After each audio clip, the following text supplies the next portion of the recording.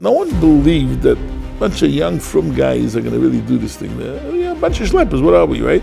The typical Hatzalah person had an oxygen tank and a mask and a beeper, and that was it. I am a Flatbush boy, and I watched Hatzalah grow pretty much from its infancy to what it has become, and I always idolized those heroes.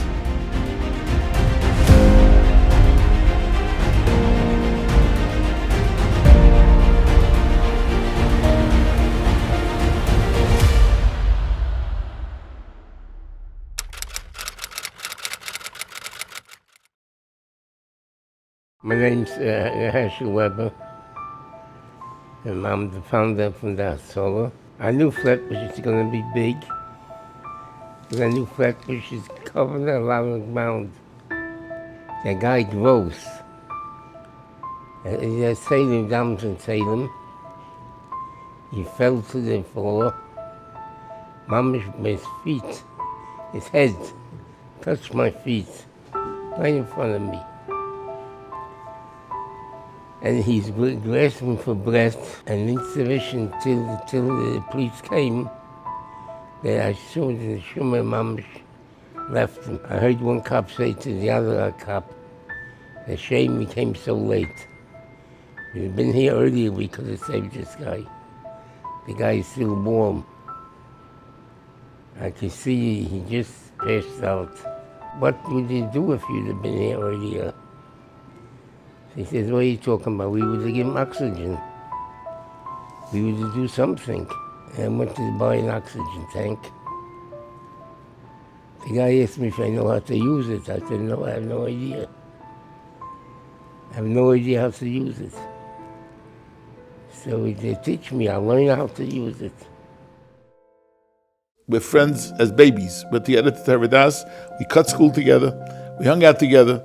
And then we went together to Mirrer Yeshiva later. Herschel Weber, I don't know if you remember, he used to come to Mirrer Yeshiva to daven every day mincha. He had his father-in-law, there was no miyanim for mincha gedolah.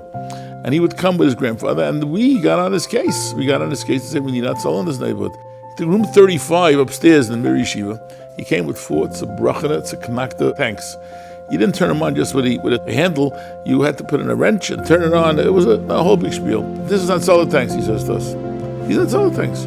And when you go to somebody's house, okay, and he has chest pains, you give him oxygen. Your job is not to play doctor. He said, your job is to make an arrangement with a local ambulance service, which we did. Midwood ambulance service we arranged with, and that was our job. So we asked him, what if a guy has a broken leg? Give him oxygen. He says, what if a guy has a headache? Give him oxygen. Then he hands us all a first aid book, Red Cross first aid book. Read the book and you'll find. He hands us 1,000 stickers. Go give it out to everybody. I said, aren't you crazy? We don't know nothing. We're going to read the book. It'll start, it'll go, it'll be wonderful, don't worry about it. And he walked out. It was really scary. We're going to pick people's lives in our hands, but you know what, it worked. Chachamim understood how big Hatzalah is going to be. A man like Shul Birnbaum, who was Torah, he told the 4 yungerleit. We were all Mirrer Yeshiva, besides Isaac, Sel from David Pitterman, and Zavi Train, go for it. And they were all good guys, you know, and he held us. Chacham understood how important it was. Maisha held, don't mix in. He held Bechlal later on, there could be problems because of it.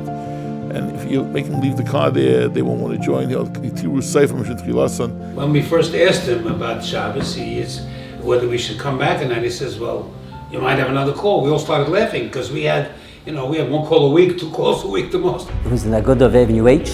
People learning there at night, and there was a cardiac arrest. And they called Hatzalah. Rabbi Yaakov Bender and Isaac Unger came to the call, started doing CPR.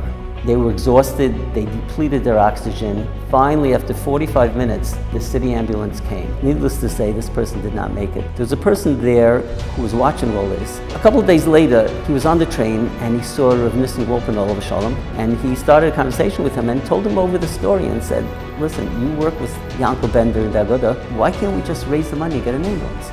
Within a week or 2, we started a campaign. The whole ambulance cost $21,000. We raised the money in a couple of weeks and bought the ambulance. And that was the history of our first F1, beloved by many members. There's one phone number, Hatzalah's number, which actually was the Shotner's laboratory phone number. And that's one of the reasons it got publicized, because everybody who had a jacket and checked Shotner's had the Hatzalah number inside their label on their jacket. So if you have an emergency, you want your jacket. The setup at Hatzalah in those days, there was no money in Klal Yisrael, was to not spend. We bought everything. We were the first ones to pay for the EMT classes. We paid the members for going to the EMT class. Other neighbors, you had to pay yourself. Our first one of Malka was held actually in the Aguda, where 901 is parked today. And it was 30 or 40 members, that was the whole thing. We should mention the Aguda Zachala Toiv, they gave us our first garage. I remember the first time I went on a call and stayed the night. I came home, the kids were all sleeping. It's Hatzalah guys are meiser nefesh. Imagine, kids are waiting for the Seder, right? And the wife is putting in tremendous pressures, preparing a meal. And I went out, I came back 12 o'clock at night, I heard all the kids sleeping. It was depressing. But you know what? So what? We believed in what we were doing, and we spent money. We raised a lot of money. The two of us had to go out and raise money together. People, and they trusted us. That's a really bottom line. They really trusted us. I can't describe what it's like. I'm the backup dispatcher. I used to back up on Friday night, and your phone rings, and you have to, no matter what, I got up. It is to be in the middle of sleep, pick up the phone, and just be normal. I wake up in the middle of the night. It's not geschmack. But it was a mom and pop show, and it worked.